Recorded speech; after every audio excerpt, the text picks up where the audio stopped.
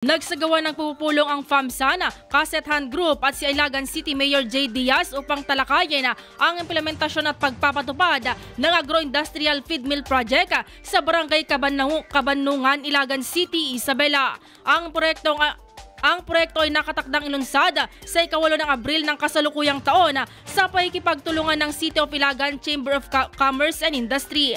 Ang proyektong ito ay isang hakbang sa pagpapalakas ng sektor ng agrikultura na sumusuporta sa layunin ni Mayor Diaz na isulong agrikultura at tiyakin ang kaunlaran ng mga Ilaganyo farmers. Kapag operational na ang proyekto, inaasang magbibigay ito ng mga oportunidad sa trabaho at negosyo sa mga mamamayan ng Ilagan. Sa pamamagitan ng investment promotions programa na pinangunahan ni Mayor J. Diaz, nakahikayat ang lokal na pamahalaan ng mga multinational investors.